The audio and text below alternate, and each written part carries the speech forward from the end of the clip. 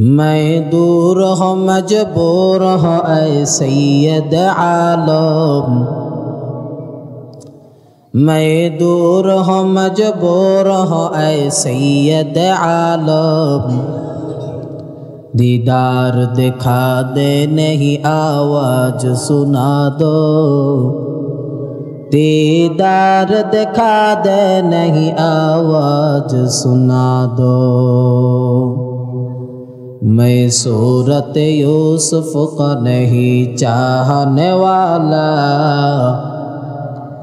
मैं सूरत यूसुफ का नहीं चाहने वाला, मैं कैस के मानंद नहीं आशिक लैला, मैं कैस के मानंद नहीं आशिक लैला। मैं आशिक मौला हो मेरा इश्क दीवाना, मैं आशिक मौला हो मेरा इश्क दीवाना, ये जुमला जहाँ जिसकी तजल्ली से उजाला, ये जुमला जहाँ जिसकी तजल्ली से उजाला। সমাজের মানুষ আজ যদি রবকে চিনতো, বুঝতো, জানতো, মানতো, তাহলে দুনিয়ার সমাজের মুসলমানদের আজ এই পরিণতি হতো না। কাফের বেঈমান এদের হিসাব তো বাদ, কারণ এরা আল্লাহকে বিশ্বাস করে না, নবীকে বিশ্বাস করে না, এরা কখনো মুমিন হতে পারে না। আর যারা খাঁটি গোলাম, আল্লাহর যারা খাঁটি আশিক, তাদের চিন্তা ভাবনা খুবই গভীর। তারা চিন্তা করে, যারা আল্লাহর আশিক তারা চিন্তা করে যে আমার পুরো দেহটার মধ্যে একমাত্র আমার রব ছাড়া আর কেউ নেই।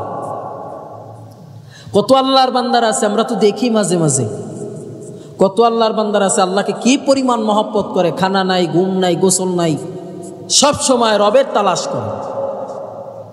আর আপনি আর আমি এমন পরিস্থিতি হয়ে গেছে রবের তালাশ অন্তরের মধ্যে আসতেই চায় না। আল্লাহ আপনি সবাইকে হেদায়েত দান করেন, সকলে বলেন আমিন। মুসলমান ইমানদার আল্লাহর গোলাম, রবের ভয় অন্তরের মধ্যে ঢুকানো লাগবে। বান্দা তুই যদি রবের জন্য এক পা অগ্রসর হয়ে যাও, তোর দিকে আমার রবের রহমত 2 পা অগ্রসর হয়ে যাবে। বান্দা যদি তুই 3 পা অগ্রসর হও, তোর দিকে আমার রবের রহমত 6 পা অগ্রসর হবে। তার মধ্যে বিন্দু পরিমাণ কোনো সন্দেহ নাই। দুনিয়ার মানুষেরা তোমরা ভালো করে শুনে নাও, আল্লাহ পাক কি জানা দেয় আর কি বুঝাইতে চাইতেছেন।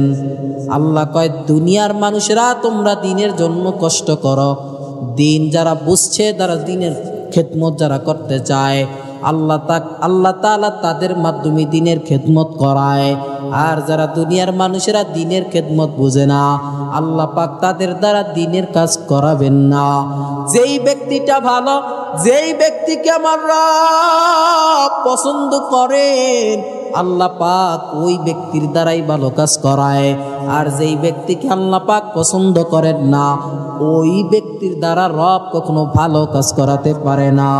ও যুবক আল্লাহর গোলাম, ও পর্দার অন্তরের আম্মা জানেরা, ভালো করে নিজেকে মিলায়া দেখেন রব আপনার দ্বারা কি ভালো কাজ করাইতেছেন কিনা, বা আপনার দ্বারা গুনাহের কাজ করাইতেছেন কিনা।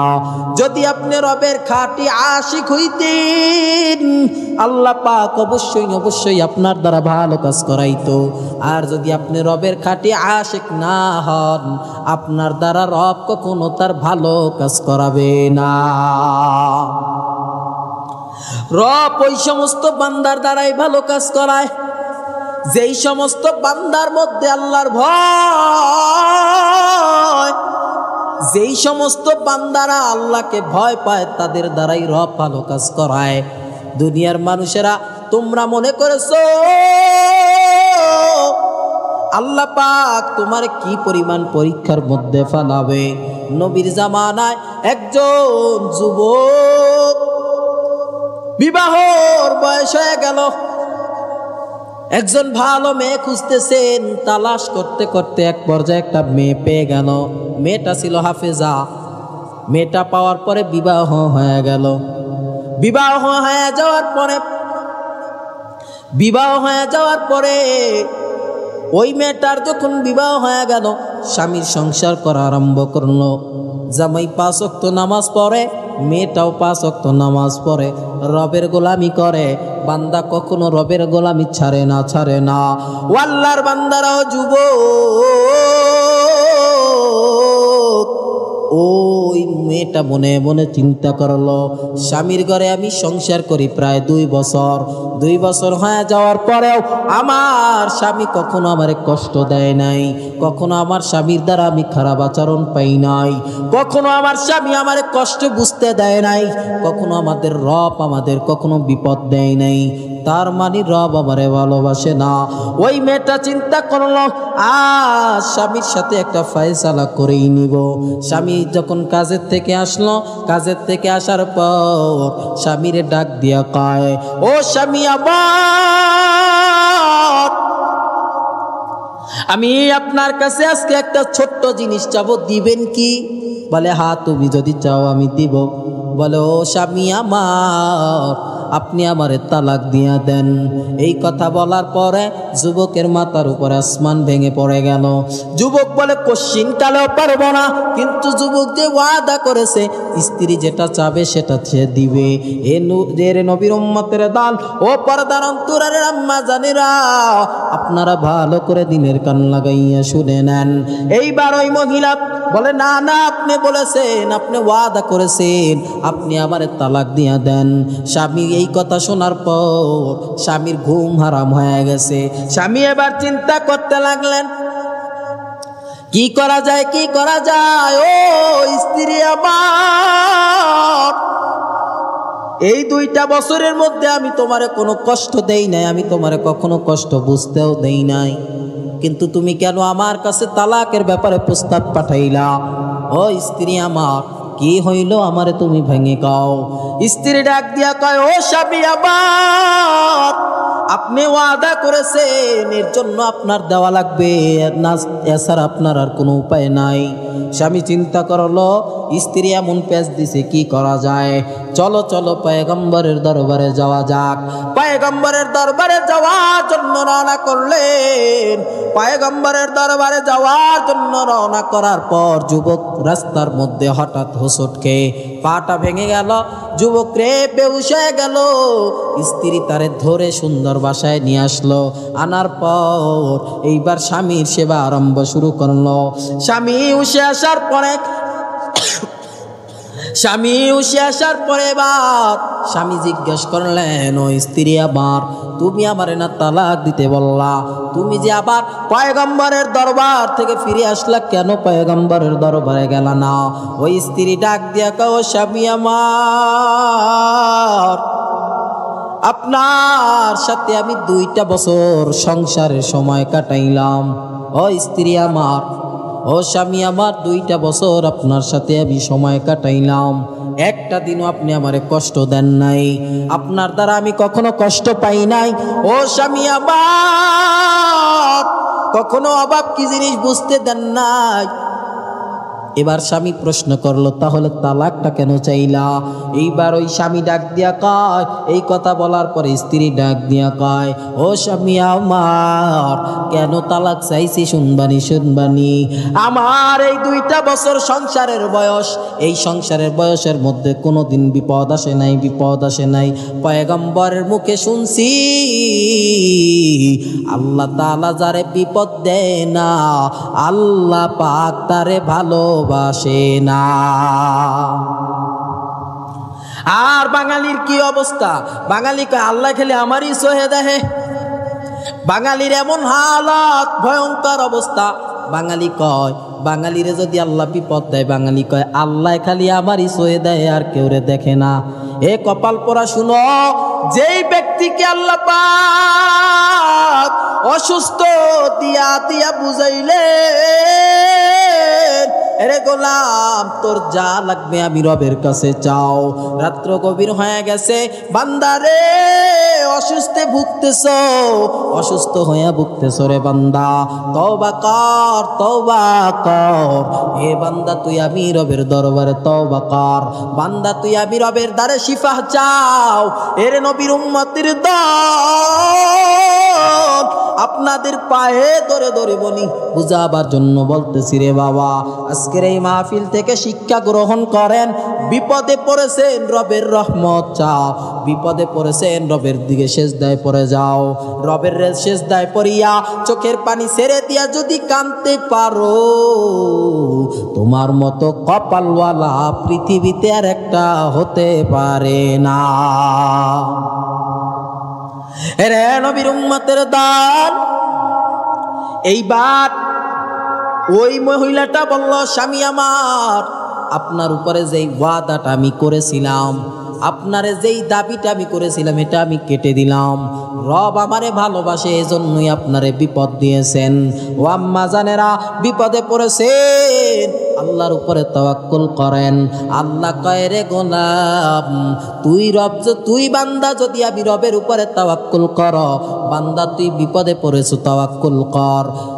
فإذا عزمت فتوكل على الله إن الله لا يحب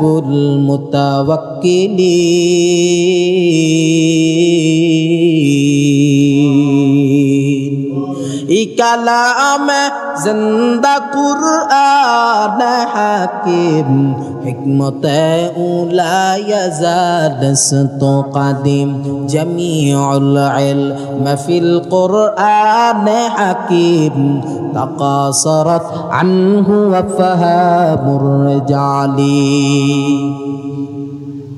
এরে নবীর উম্মতের দল, ভালো করে শুনো, ওই রবের ভয় অন্তরের মধ্যে ঢুকাও। এ নবীর উম্মতের দল, পর্দার অন্তরের আম্মা জানেন, আপনাদের পায়ে ধরে বলি, বুঝাবার জন্য বলতেছি। ছোট্ট একটা ঘটনা বলে আমি সংক্ষিপ্তের দিকে চলে যাব।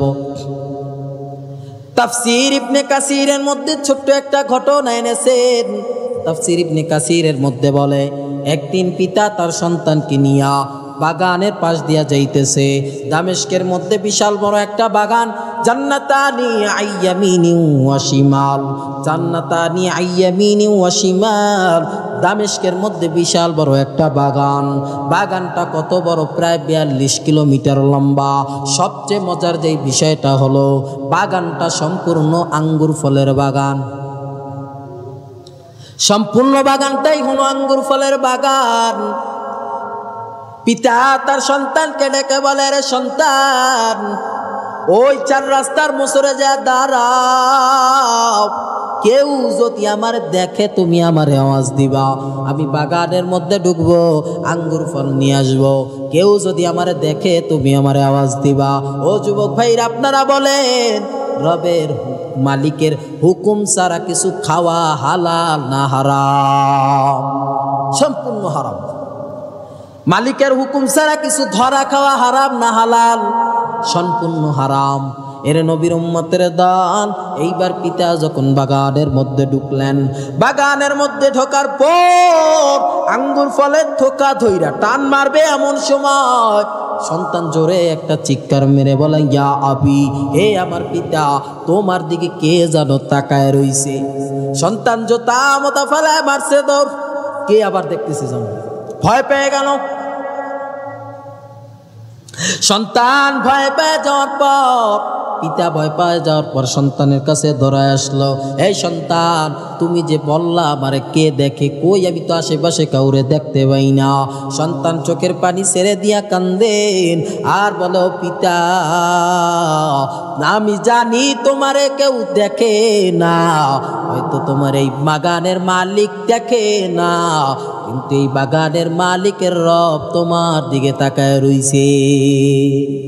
পিতা জোরে একটা চিৎকার মেরে সন্তানরে জড়া ধরলেন আর বলে, ও মালিক, এমন একটা সন্তান তুমি আমারে দান করছো, যেই সন্তানটা তোমার ভয় আমারে দেখা। পারবেন নি এমন একটা সন্তান রাখতে, যেই সন্তান পিতাকে ভয় দেখায়, রবের ভয় দেখায়। আর সন্তানের কি হয়ে গেল আম্মাজান, ও পর্দার অন্তরার আম্মাজানেরা ভালো করে শুনে নেন। যেই সন্তানের জন্য এত আয়োজন, যেই সন্তানের জন্য মায়া, কাল কিয়ামতের ময়দানে সন্তানের কাছে আম্মাজান যাবেন। আম্মাজান যে বলবে, রে সন্তান, দুনিয়াতে আমি মা না খাইয়া তোর খাওয়াইছি,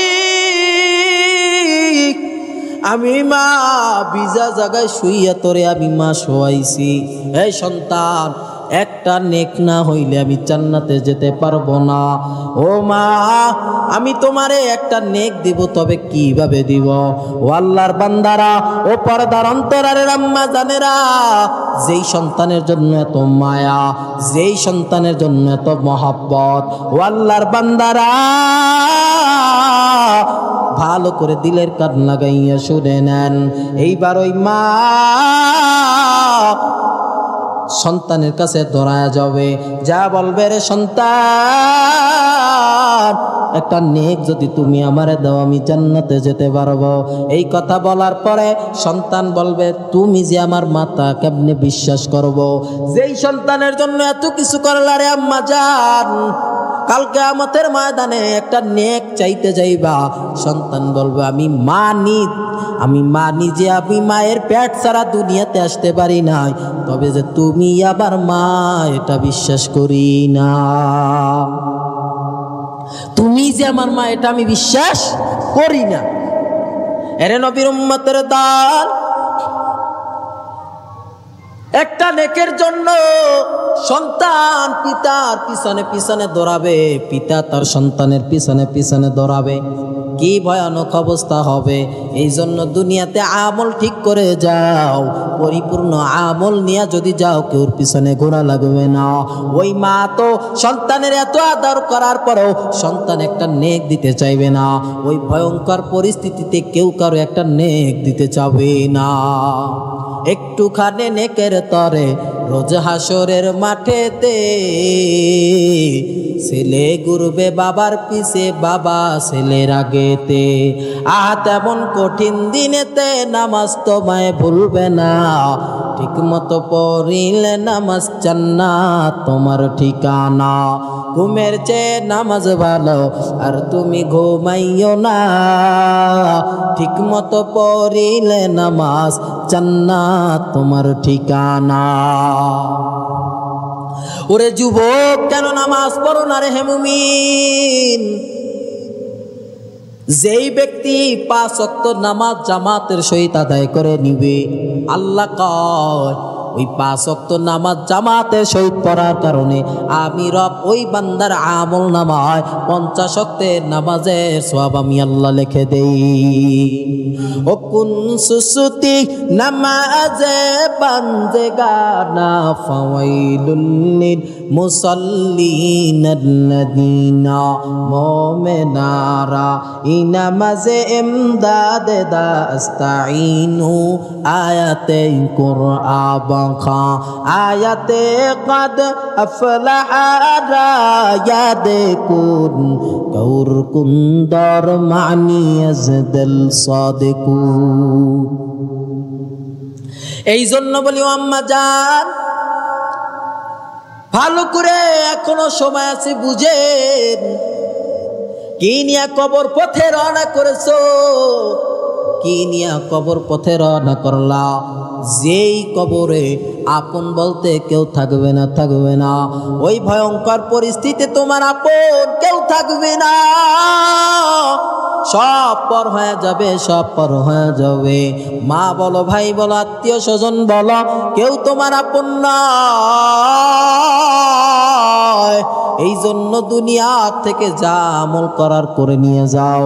ও আম্মা জানেরা, আপনাদের পায়ে ধরে ধরে বলি, ও আম্মা জান, সন্তান আলেম হবে, হাফেজ হবে, সৌভাগ্যবান ব্যক্তি হয়ে যাবেন। হাজারো মানুষের সামনে, কোটি কোটি লক্ষ লক্ষ বান্দার মাঝে আপনার সন্তানের মাথায় মুকুট পরায়া দেওয়া হবে। ওই দিন কিয়ামতের ময়দানে আপনার সন্তানের দাবি বানায়া দেওয়া হবে। এই জন্য বলি, সন্তানটারে সুশিক্ষায় মানুষ বানাইয়া যদি পাঠাইতে পারো, দুনিয়ায় কামিয়াব, আখিরাতেও আল্লাহ পাক কামিয়াব দান করবেন। মানুষ হয় দুই প্রকার, একটা হলো গুণগত মানুষ, আর একটা হলো জন্মগত মানুষ।